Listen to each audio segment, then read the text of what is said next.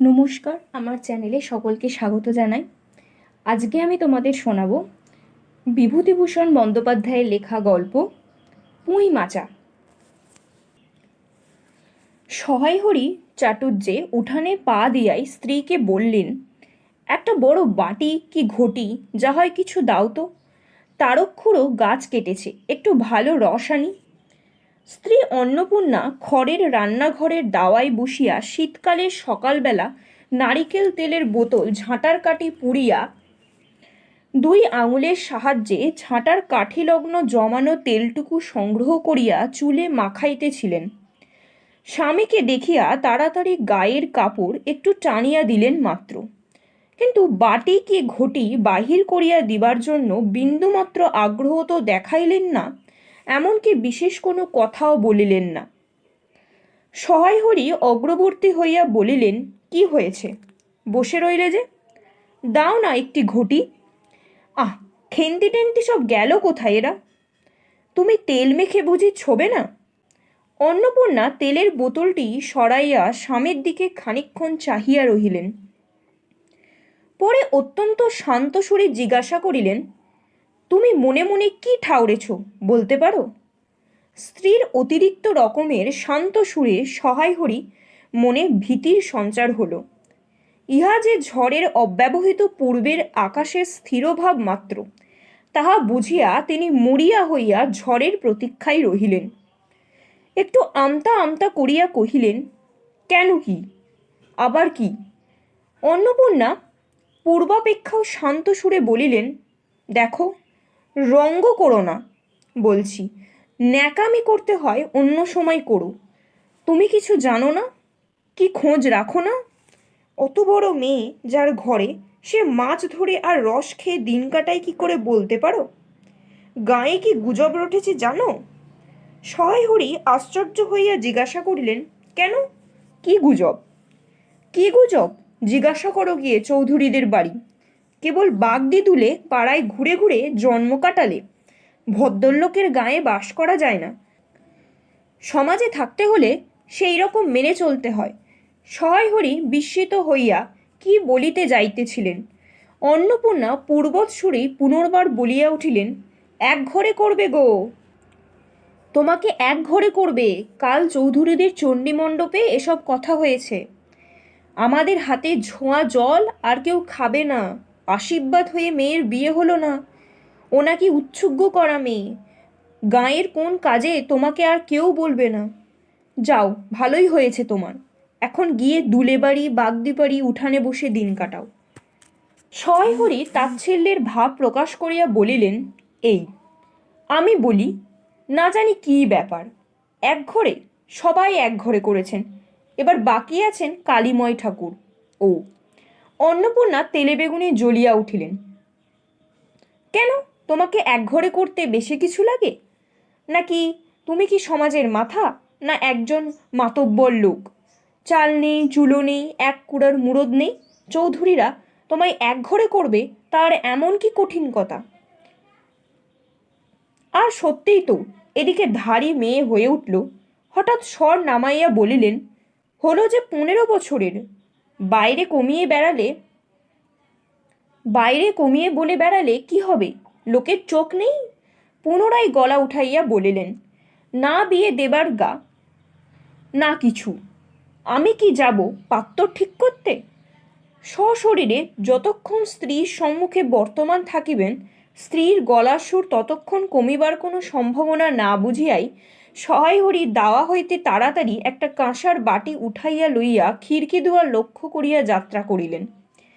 কিন্তু খিড়কি দুয়ারে একটু এদিকে ওদিকে কি দেখিয়াই হঠাৎ থামিয়া গেলেন এবং আনন্দপূর্ণ সুরে বলিয়া উঠিলেন, এসব কি রে খেন্তিমা, এসব কোথা থেকে আনলি?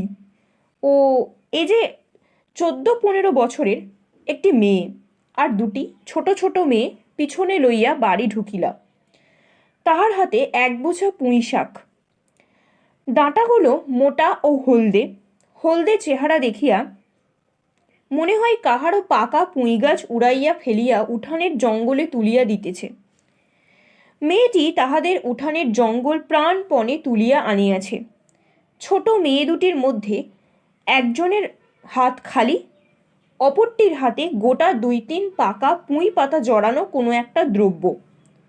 বড় মেয়েটি খুব লম্বা, গোল গোল চেহারা, মাথার চুলগুলো কৃষ্ণ ও অগোছালো বাতাসে উড়িতেছে। মুখখানা খুব বড়, চোখ দুটো ডাগর ডাগর ও শান্ত। সরু সরু কাঁচের চুড়িগুলো 2 পয়সা ডজনের একটি সেফটি পিন দিয়া একত্র করিয়া আটকানো। পিনটির বয়স খুঁজিতে যাইলে প্রাগৈতিহাসিক যুগে গিয়া পড়িতে হয়। এই বড় মেয়েটির নামই বোধহয় খেন্তি, কারণ সে তাড়াতাড়ি পিছন ফিরিয়া তাহার পশ্চাৎ দত্তনীর হাত হইতে পুঁইপাতা জড়ানো দ্রব্যটি লইয়া মেলিয়া ধরিল, বলিল, চিংড়ি মাছ বাবা। গয়া বুড়ির কাছ থেকে রাস্তায় নিলাম, দিতে চায় না, বলে তোমার বাবার কাছে আর দিনকার দরুন 2 পয়সা বাকি আছে। আমি বললাম, দাও গয়া পিসি, আমার বাবা কি তোমার 2 পয়সা নিয়ে পালিয়ে যাবে? আর এই যে পুঁই শাকগুলো ঘাটের ধারে, রায় কাকা দিয়ে বললে নিয়ে যা, কেমন মোটা মোটা। অন্নপূর্ণা দা হইতে অত্যন্ত ঝাঁজের সহিত চিৎকার করিয়া উঠিলেন, নিয়ে যা। আহা, কি অমর্তই তোমাকে তারা দিয়েছে। পাকা পুঁইডাঁটাটা কাঠ হয়ে গিয়েছে, 2 দিন পরে ফেলে দিতে হয়। নিয়ে যা। আর উনি অমনি আগাছা উঠিয়ে নিয়ে এসছেন তাদের। ভালোই হয়েছে, তাদের আর নিজেদের কষ্ট করে কাটতে হলো না। যত পাথুরে বোকা সব মরতে আসে আমার ঘাড়ে। দিয়েছি না তোমায় বাড়ির বাইরে কোথাও পা দিয়ে নাও? লজ্জা করে না এপাড়া সেপাড়া করে বেড়াতে? বিয়ে হলে 4 ছেলের মা হতো, খাওয়ার নামে আর জ্ঞান থাকেন না। কোথায় শাক, কোথায় বেগুন, কোথায় একজন বেড়াচ্ছেন, কোথায় রস, কোথায় ছাই, কোথায় পাশ। ফেল বলছি, ওসব ফেল। মেয়েটি শান্ত অথচ ভয় মিশ্রিত দৃষ্টিতে মার দিকে চাহিয়া হাতের বাঁধন আলগা করিয়া দিল। পুঁইশাকের বোঝা মাটিতে পড়িয়া গেল। অন্নপূর্ণা বকিয়া চলিলেন, যাত রাধি, ও আপদগুলো টেনে খিড়কির পুকুরের ধারে ফেলে দিয়াই তো। ফের যদি বাড়ির বার হতে দেখেছি তবে ঠ্যাং খোড়া না করিত। বোঝা মাটিতে পড়িয়া গিয়াছিল। ছোট মেয়েটি কলের পুতুলের মতো সেগুলি তুলিয়া লইয়া খিড়কি অভিমুখে চলিল। কিন্তু ছোট মেয়ে অত বড় বোঝা আঁকড়াইতে পারিল না। অনেকগুলি ডাঁটা এদিকে ওদিকে ঝুলিতে ঝুলিতে চলিল। সয়হরির ছেলেমেয়েরা তাহাদের মাকে অত্যন্ত ভয় করিত। সয়হরি আমতা আমতা করিয়া বলিতে গেলেন, তা এনেছে ছেলে মানুষ খাবে বলে, তুমি আবার। বরং পুঁইশাকের বোঝা লইয়া যাইতে যাইতে ছোট মেয়েটি ফিরিয়া দাঁড়াইয়া মার মুখের দিকে চাহিল। অন্নপূর্ণা তাহার দিকে চাহিয়া বলিলেন, না না, নিয়ে যা, খেতে হবে না। মেয়ে মানুষের আবার অত নোলা কিসের? এক পাড়া থেকে আর এক পাড়ায় নিয়ে আসবে 2 পুঁইশাক ভিক্ষে করে। যা যা, তুই যা, দূর করে বয়ে দিয়ায়। সয়হরি বড় মেয়ের মুখের দিকে চাহিয়া দেখিলেন তাহার চোখ দুটা জলে ভরিয়া আসিয়াছে। তাহার মনে বড় কষ্ট হইল, কিন্তু মেয়ের যতই সাধের জিনিস হোক, পুঁইশাকের পক্ষালম্বন করিয়া দুপুরবেলা স্ত্রীকে চটাইতে তিনি আদেও সাহসী হইলেন না। নিঃশব্দে খিড়কি দৌড় দিয়া বাহির হইয়া গেলেন। বসিয়া রাঁধিতে রাঁধিতে বড় মেয়ের মুখের কাতর দৃষ্টি স্মরণে পড়িবার সঙ্গে সঙ্গে অন্নপূর্ণার মনে পড়িল, গত অরন্ধনের পূর্বদিন বাড়িতে পুঁইশাক রান্নার সময় খেন্তি আবদার করিয়া বলিয়াছিল, মা, অর্ধেকগুলো কিন্তু আমার একার, অর্ধেকগুলো সব মিলে তোমাদের। বাড়িতে কেহ ছিল না। তিনি নিজে গিয়া উঠানের ও খিড়কির দোরের আশেপাশে যে ডাঁটা পড়িয়াছিল সেগুলি কুড়িয়া লইয়া আসিলেন। বাকিগুলো কুড়ানো যায় না, ডোবার ধারে ছাই গাদায় ফেলিয়া দিয়াছে। কুচো চিংড়ি দিয়া এই রূপে চুপি চুপি পুঁইশাকের তরকারি রাঁধিলেন।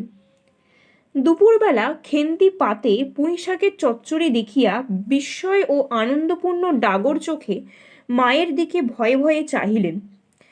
2-1বার এদিক ওদিক ঘুরিয়া আসিতেই অন্নপূর্ণা দেখিলেন উক্ত পুঁইশাকের এক টুকরোও তাহার পাতে পড়িয়া নাই। পুঁইশাকের ওপর তাহার এই মেয়েটির কিরূপ লোভ তাহা তিনি জানিতেন।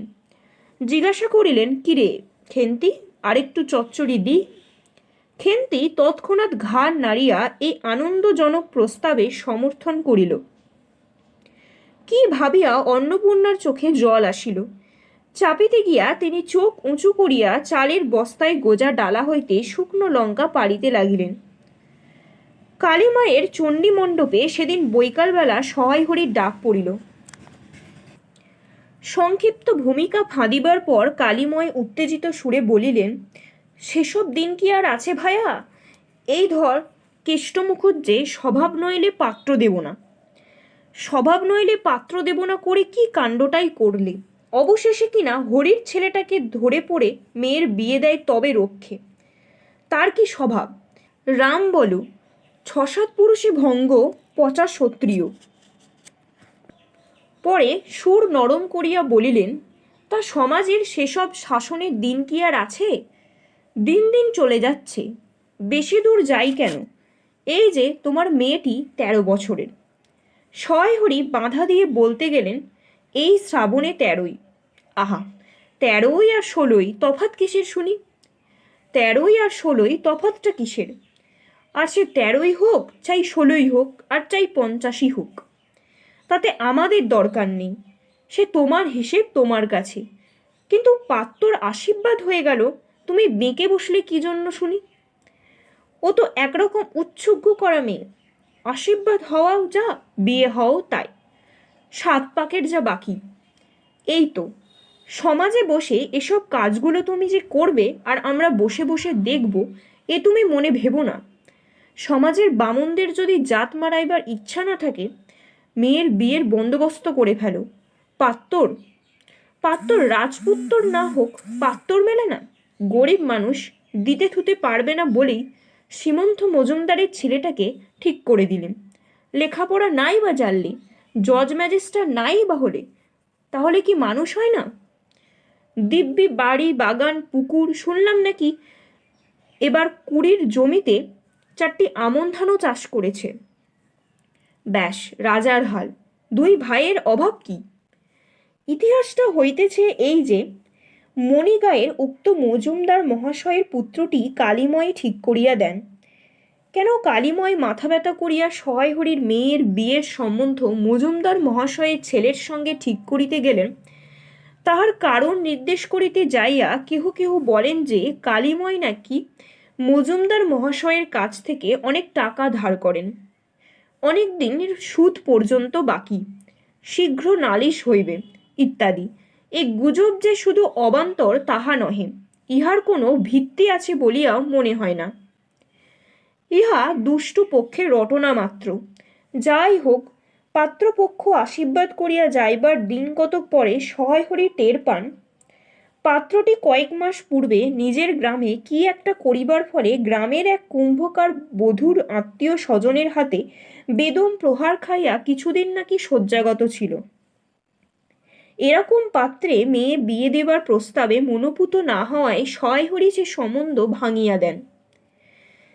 2 দিনের পরের কথা, সকালে উঠিয়া সহায় হরি বাতাবি লেবু গাছের ফাঁক দিয়া যেটুকু নিতান্ত কচি রাঙা রৌদ্র আসিয়াছিল, তাহারই আতপে বসিয়া আপন মনে তামাক টানিতেছেন। বড় মেয়ে খেন্তি আসিয়া চুপি চুপি বলিল, বাবা যাবে না? মা ঘাটে গেল।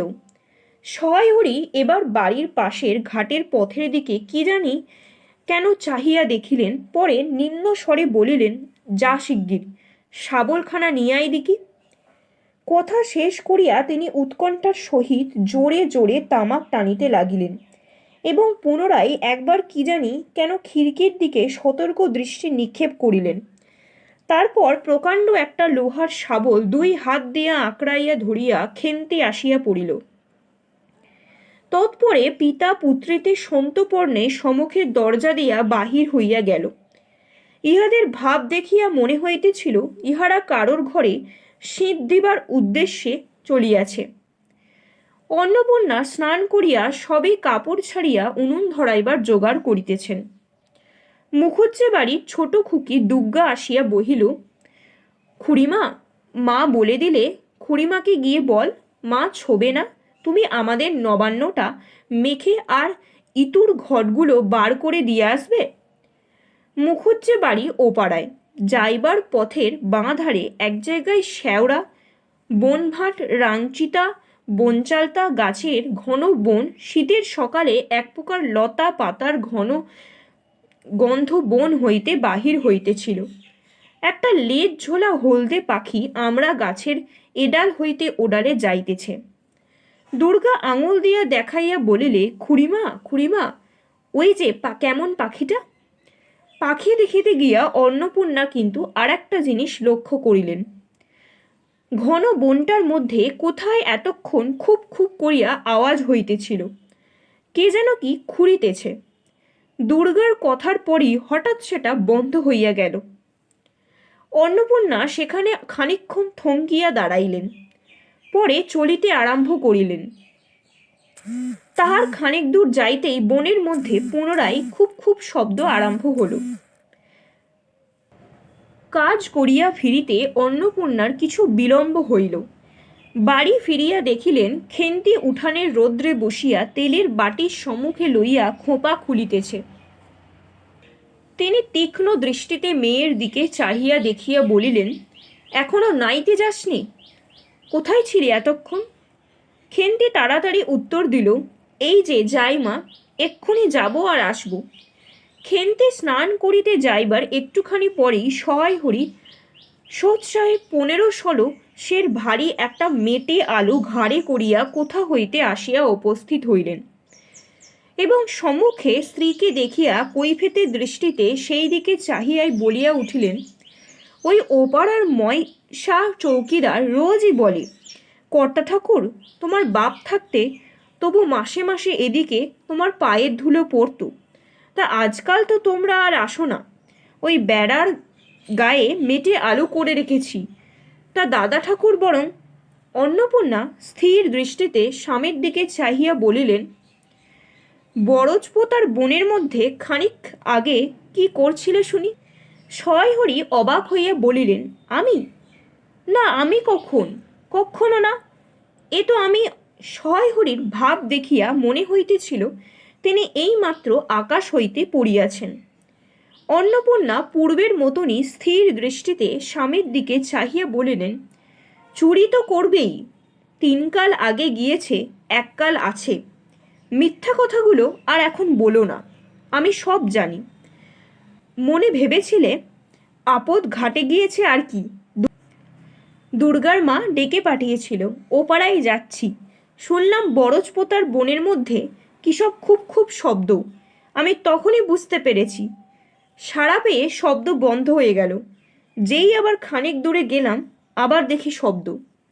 তোমার তো হইকালও নেই, পরকালও নেই। চুরি করতে, ডাকাতি করতে, যা করতে ইচ্ছা হয় করো, কিন্তু মেয়েটাকে এবার এর মধ্যে নিয়ে গিয়ে ওর মাথা খাও কিসের জন্য?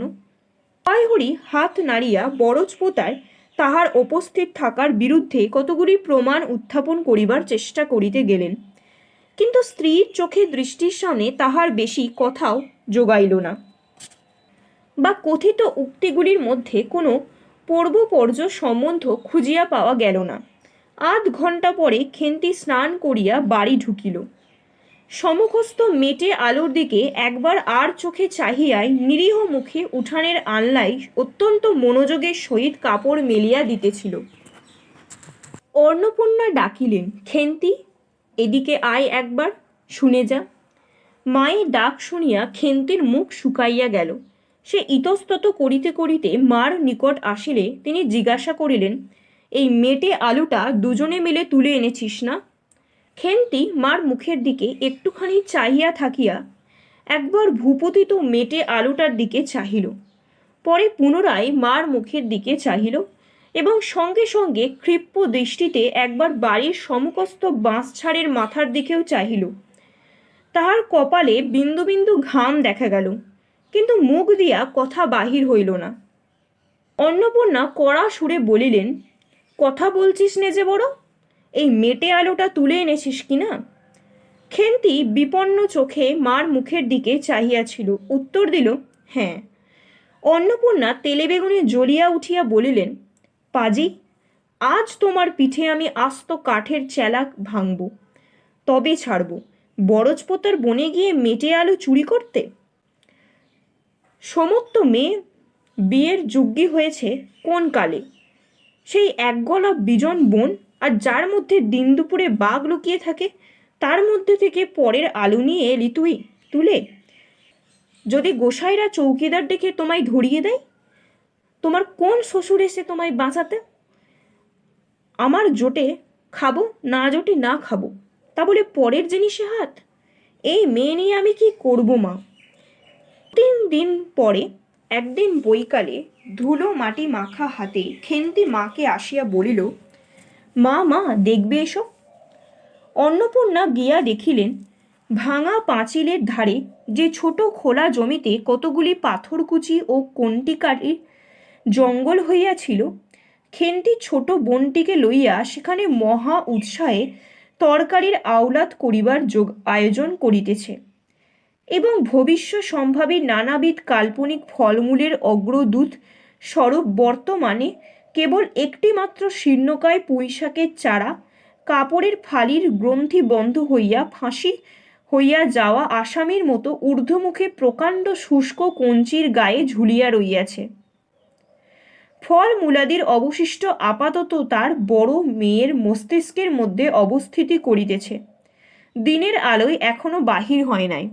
অন্নপূর্ণা হাসিয়া বলিলেন, দূর পাগলি, এখন কি পুঁইডাটার চারা পোতে কখনো? বর্ষাকালে পুঁততে হয়, এখন যে জল না পেয়ে মরে যাবে। খেন্তি বলল, কেন? আমি রোজ জল ঢালব। অন্নপূর্ণা বলিলেন, দেখ, হয়তো বেঁচে যেতেও পারে। আজকাল রাতে খুব শিশির হয়, খুব শীত পড়িয়াছে। সকালে উঠিয়া সহায়হরি দেখলেন 2 ছোট মেয়ে দোলাই গায়ে বাঁধিয়া রোদ উঠিবার প্রত্যাশায় উঠানে কাঁঠাল তলায় দাঁড়াইয়া আছে। একটা ভাঙা ঝুড়ি করিয়া খেন্তি শীতে কাঁপিতে কাঁপিতে মুখুজ্জে বাড়ি হইতে গোবর কুড়িয়া আনিল। সহায়হরি বলিলেন, হ্যাঁ মা খেন্তি, তা সকালে উঠে জামাটা গায়ে দিতে তোর কি হয়? দেখ দেখি এই শীত। আচ্ছা দিচ্ছি বাবা।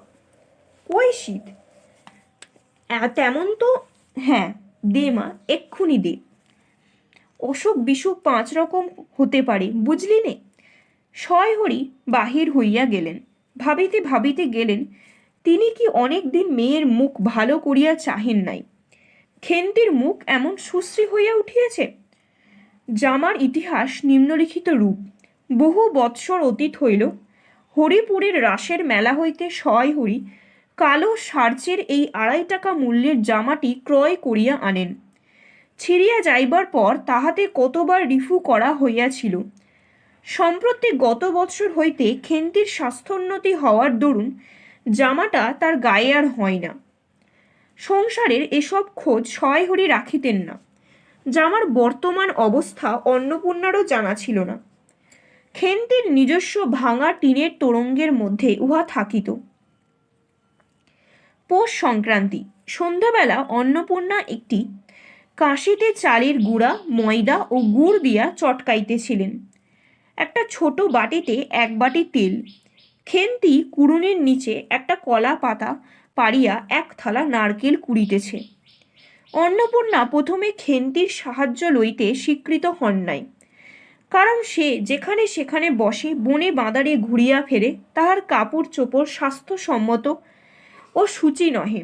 অবশেষে খেন্তি নিতান্ত ধরিয়া পারিয়া হাত পা ধোয়াইয়া শুষ্ক কাপড় পরাইয়া তাহাকে বর্তমান পদে নিযুক্ত করিয়াছেন। ময়দার গোলা মাখা শেষ হইলে অন্নপূর্ণা উনুনে খোলা চাপাইতে যাইতেছেন। ছোট মেয়ে রাধি হঠাৎ ডান হাতখানা পাতিয়া বলিল, মা ওই একটু। অন্নপূর্ণা বড় গামলাটা হইতে একটুখানি গোলা তুলিয়া তাহা হাতের আঙুল 5টি দ্বারা একটি বিশেষ মুদ্রা রচনা করিয়া সেটুকু রাধির প্রসারিত হাতের ওপর দিলেন। মেজ মেয়ে পুঁটি অমনি ডান হাতখানা কাপড়ে তাড়াতাড়ি মুছিয়া লইয়া মার সামনে পাতিয়া বলিলেন, মা আমায় একটু। খেন্তি সূচি বস্ত্রে নারকেল কুড়িতে কুড়িতে লুব্ধ নেত্রে মধ্যে মধ্যে এদিকে চাহিতেছিল। এমন সময় খাইতে চাওয়ায় মা পাছে বকে, সেই ভয়ে চুপ করিয়া রহিল। অন্নপূর্ণা বলিলেন, দেখি নিয়ে আয় খেন্তি ওই নারকেল মালাটা, ওতে তোর জন্য একটু রাখি। খেন্তি ক্ষিপ্ত হস্তে নারকেলের ওপরের মালাটা যাহাতে ফুটা নাই সেটা সরাইয়া দিল। অন্নপূর্ণা তাহাতে একটু বেশি করিয়াই গোলা ঢালিয়া দিলেন। মেজ মেয়ে পুটি বলিল, জ্যাঠাইমারা অনেকখানি দুধ দিয়েছে, রাধা দিদি ক্ষীর তৈরি করছিল, ওদের অনেক রকম হবে। খেন্তি মুখ তুলিয়া বলিল, এবেলা আবার হবে নাকি? ওরা তো ওবেলা ব্রাহ্মণ নেমন্তন্ন করেছিল, সুরেশ কাকাকে আর ওপাড়ার তিনুর বাবাকে। ওবেলা তো পায়েস, ঝোল, পুলি, মুখ তুক্কি এই সব হয়েছে। পুটি জিজ্ঞাসা করিল, হ্যাঁ মা, ক্ষীর নইলে নাকি পাটিসাপটা হয় না? খেদি বলেছিল ক্ষীরের পুর না হলে কি আর পাটিসাপটা হয়? আমি বললাম, কেন, আমার মা তো শুধু নারকেলের ছাই দিয়াই করে, সে তো কেমন ভালো লাগে। অন্নপূর্ণা বেগুনের বোটায় একটুখানি তেল লইয়া খোলার মাখাইতে মাখাইতে প্রশ্নের সুদুত্তর খুঁজিতে লাগিলেন। খেন্তি বলিলেন, খেদির ওইসব কথা, খেদির মা তো ভারী পিঠে করে কি না? ক্ষীরের পুর দিয়া ঘিয়ে ভাজিলেই আর পিঠে হলো। সেদিন জামাই এলে ওদের বাড়ি গিয়ে দেখলুম কি না খুড়িমা দুখানা পাটিসাপটা খেতে দিলে। ও মা, কেমন একটা ধরা ধরা গন্ধ! আর পিঠেতে কখনো কোনো গন্ধ পাওয়া যায়? পাটিসাপটা ক্ষীর দিলেই ছাই খেতে হয়। বেপরোয়াভাবে উপরোক্ত উক্তি শেষ করিয়া খেন্তি মার চোখের দিকে চাহিয়া জিজ্ঞাসা করিল, মা, নারকেলের কোড়াটা একটু নেব? অন্নপূর্ণা বলিলেন, নে, কিন্তু এখানে বসে খাস না, মুখ থেকে পড়বে। না, ও কি হবে, ওই দিকে যা। খেন্তি নারকেলের মালায় এক থাবা তুলিয়া একটু দূরে গিয়া খাইতে লাগিল। মুখ যদি মনের দর্পণ স্বরূপ হয়, তবে খেন্তির মুখ দেখিয়া সন্দেহের কোনো কারণ থাকিতে পারিত না যে সে অত্যন্ত মানসিক তৃপ্তি অনুভব করিতেছে। ঘণ্টাখানেক পরে অন্নপূর্ণা বলিলেন, ওরে, তোরা সব এক এক টুকরো পাতা পেতে বসত দেখি, গরম গরম দিই। খেন্তি জল দেয়া ভাত আছে ও বেলার, বার করে নিয়ে আয়। খেন্তির নিকট অন্নপূর্ণার এ প্রস্তাব যেন মনোপুত হইল না, তাহা তার মুখ দেখিয়া বোঝা গেল। পুঁটি বলিল, মা, বর্দি পিঠেই খাক, ভালোবাসি, ভাত বরং থাকুক, আমরা কাল সকালে খাবো। খানকয়েক খাইবার পরে মেজ মেয়ে পুটি খাইতেছিল না, সে নাকি অধিক মিষ্টি খাইতে পারে না। সকলের খাওয়া শেষ হইয়া গেলেও খেন্তি তখনও খাইতেছে। সে মুখ বুজিয়া শান্তভাবে খায়, বড় একটা কথা কহে না। অন্নপূর্ণা দেখিলেন সে কম করিয়াও 18-19 খানা খাইয়াছে। জিজ্ঞাসা করিলেন, খেন্তি, আর নিবি? খেন্তি খাইতে খাইতে শান্তভাবে সম্মতিসূচক ঘাড় নাড়িল। অন্নপূর্ণা তাহাকে আরও খানকয়েক দিলেন। খেন্তির মুখ চোখ ঈষৎ উজ্জ্বল দেখাইল। হাসি ভরা চোখে মার দিকে চাহিয়া বলিল, বেশ খেতে হয়েছে মা। ওই যে তুমি কেমন ফেনিয়ে নাও, ওইটাই কিন্তু। সে পুনরায় খাইতে লাগিল। অন্নপূর্ণা হাতা খুন্তি চুলি তুলিতে তুলিতে সস্নেহে তার এই শান্ত নিরীহ একটু অধিক মাত্রায় ভোজনপটু মেয়েটির দিকে চাহিয়া রহিলেন। মনে মনে ভাবিলেন, খেন্তি আমার যার ঘরে যাবে তাদের অনেক সুখ দেবে। এমন ভালো মানুষ, কাজকর্মে বোকো, মারো, গাল দাওটু শব্দটি মুখে নেই, উঁচু কথাও কখনো কেউ শোনেননি। বৈশাখ মাসের প্রথমে সহায় হরি এক দূর সম্পর্কীয় আত্মীয়ের ঘটকালিতে খেন্তির বিবাহ হইয়া গেল। দ্বিতীয় পক্ষে বিবাহ করিলেও পাত্রটির বয়স 40-এর খুব বেশি কোনো মতেই হবে না। তবুও প্রথমে এখানে অন্নপূর্ণা আদৌ ইচ্ছুক ছিল না, কিন্তু পাত্রটি সঙ্গতিপন্ন, শহরে অঞ্চলে বাড়ি, সিলেট চুন ও ইটের ব্যবসায়ে 2 পয়সাও নাকি করিয়াছে। এরকম পাত্র হঠাৎ মেলাও বড় দুর্ঘটনা কিনা। জামাইয়ের বয়স একটু বেশি। প্রথমে অন্নপূর্ণা জামাইয়ের সম্মুখে বাহির হইতে একটু সংকোচ বোধ করিতেছিলেন। পরে পাছে খেন্তির মনে কষ্ট হয়, এই জন্য বরণের সময় তিনি খেন্তির সুস্পষ্ট হস্তখানি ধরিয়া জামাইয়ের হাতে তুলিয়া দিলেন। চোখের জলে তাহার গলা বন্ধ হইয়া আসিল, কিন্তু বলিতে পারিলেন না। বাড়ির বাহির হইয়া আমলকি তলায় বেহারারা সুবিধা করিয়া লইবার জন্য বরের পালকি একবার নামাইল। অন্নপূর্ণা চাহিয়া দেখিলেন বেড়ার ধারে নীল রঙে মেদিনী ফুলের গুচ্ছগুলি যেখানে নত হইয়া আছে, খেন্তির কম দামের বালুচরের রাঙা চেলির আঁচলখানা পালকির বাহির হইয়া সেখানে লুটাইতেছে। তার এই অত্যন্ত অগোছালো, নিতান্ত নিরীহ ও একটু অধিক মাত্রায় ভোজনপটু মেয়েটিকে পরের ঘরে অপরিচিত মহলে পাঠাইতে তার বুক উধেল হইয়া উঠিতেছিল। খেন্দিকে কি অপরে ঠিক বুঝিবে? যাইবার সময় খেন্দি চোখের জলে ভাসিতে ভাসিতে সান্ত্বনার সুরে বলিয়াছিল, মা, আষাঢ় মাসেই আমাকে এনো, বাবাকে পাঠিয়ে দিও, 2 মাস তো। ওপাড়ার ঠান দিদি বলিলেন, তোর বাবা তোর বাড়ি যাবে কেন রে? আগে নাতি হোক তবে তো। খেন্তির মুখ লজ্জায় রাঙা হরিয়া উঠিল। জল ভরা ডাগর ডাগর চোখের ওপর একটুখানি লাজুক হাসির আভা মাখাইয়া সে এক গুয়েমি সুরে বলিল, না, যাবে না বই কি, দেখো তো কেমন না যান। ফাল্গুন চৈত্র মাসের বৈকালবেলা উঠানের মাচায় রৌদ্রে দেওয়া আমসত্ত্ব তুলিতে তুলিতে অন্নপূর্ণার মন হু হু করিত। তার অনাচারী লোভী মেয়েটি আজ বাড়িতে নাই যে, কোথা হইতে বেড়াইয়া আসিয়া লজ্জাহীনার মতো হাতখানি পাতিয়া মিনতির সুরে অমনি বলিবে, মা, বলবো একটা কথা, ওই কোনটা একটু ছিঁড়ে একটুখানি। 1 বছরের ওপর হইয়া গিয়েছে, পুনরায় আষাঢ় মাস, বর্ষা বেশ নামিয়াছে। ঘরের দাওয়ায় বসিয়া সহায় হরি প্রতিবেশী বিষ্ণু সরকারের সহিত কথা বলিতেছেন। সহায় হরি তামাক সাজিতে সাজিতে বলিলেন, ও তুমি ধরে রাখো, ওরকম হবেই দাদা। আমাদের অবস্থার লোকের চেয়ে ভালো কি আর জুটবে? বিষ্ণু সরকার তাল পাতার চাটাইয়ের ওপর উবু হইয়া বসিয়াছিলেন। দূর হইতে দেখিলে মনে হইবার কথা তিনি রুটি করিবার জন্য ময়দা চটকাইতেছেন। গলা পরিষ্কার করিয়া বলিলেন, না, সব তো আর, তাছাড়া আমি যা দেব নগদই দেব। তোমার মেয়েটির হয়েছিল কি? সয় হরি হুঁকায় 5-6টি টান দিয়া কাশিতে কাশিতে বলিলেন, বসন্ত হয়েছিল শুনলাম। ব্যাপার কি দাঁড়ালো বুঝলে? মেয়ে তো কিছুতে পাঠাতে চায় না। 250 আন্দাজ টাকা বাকি ছিল, বললে ও টাকা আগে দাও, তবে মেয়ে নিয়ে যাও। একেবারে চামার। তারপর বললাম, টাকাটা ভায়া ক্রমে ক্রমে দিচ্ছি, পুজোর তত্ত্ব কম করেও 30টে টাকার কমে হবে না। ভেবে দেখলাম কিনা, মেয়ের নানা নিন্দে ওঠালে, ছোট লোকের মেয়ের মতো চলে, হাবাতে ঘরের মতো খায়, আরও কত কি। পৌষ মাসে দেখতে গেলাম, মেয়েটাকে ফেলে থাকতে পারলাম না, বুঝলে। সয়হরি হঠাৎ কথা বন্ধ করিয়া জোরে মিনিট কত ধরিয়া হুকাই টান দিতে লাগিলেন। কিছুক্ষণ দুজনের কোনো কথা শোনা গেল না। অল্পক্ষণ পরে বিষ্ণু সরকার বলিলেন, তারপর?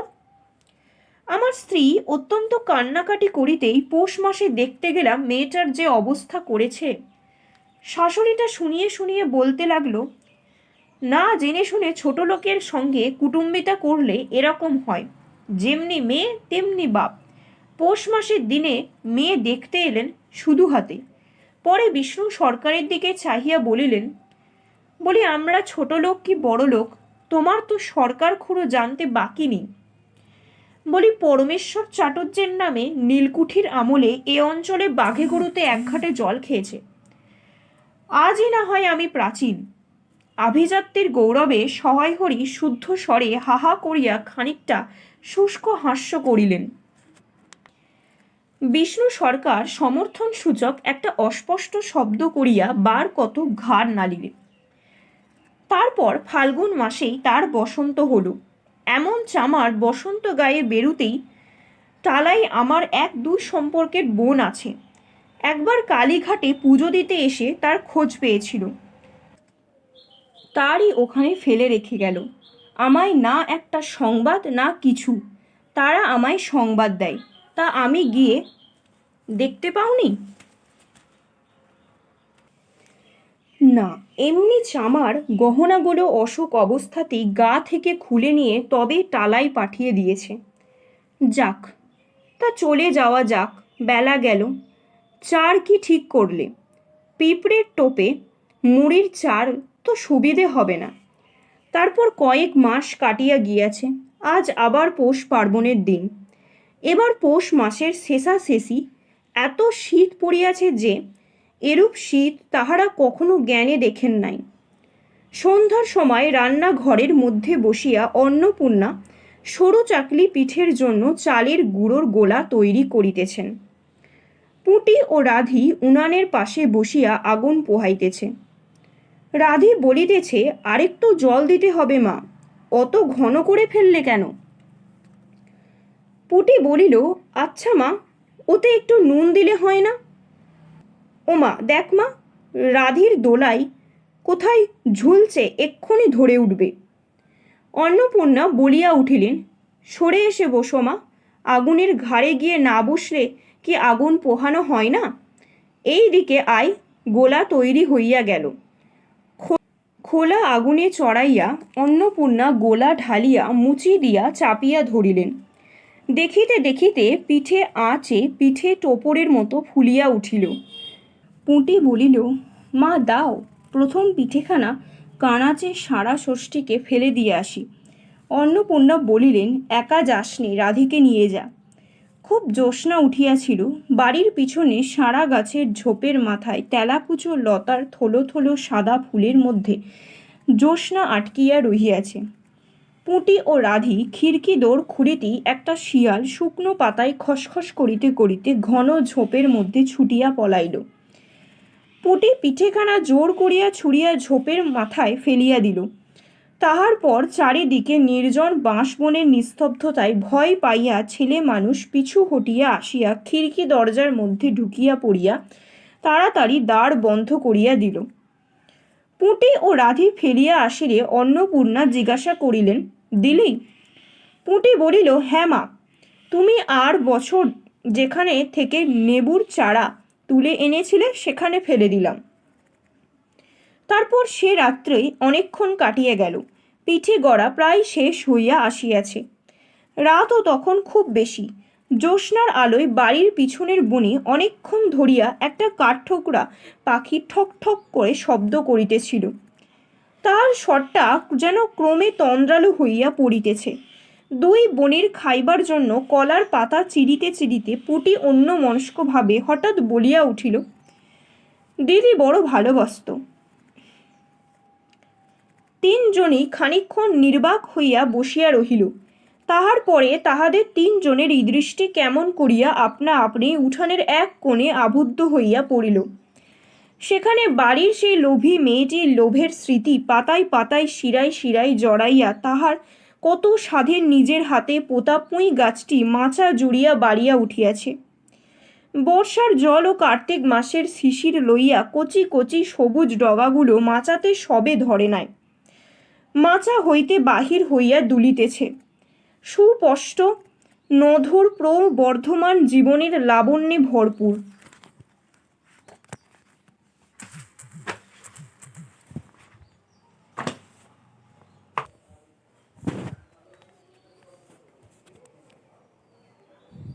আমাদের আজকের গল্প এই পর্যন্তই। গল্পটি কেমন লাগলো তোমরা অবশ্যই কমেন্টে জানিও। চ্যানেলটিকে লাইক, শেয়ার অ্যান্ড সাবস্ক্রাইব করে দিও। চ্যানেলটির পাশে থেকো, ফলো করো। Thank you for watching.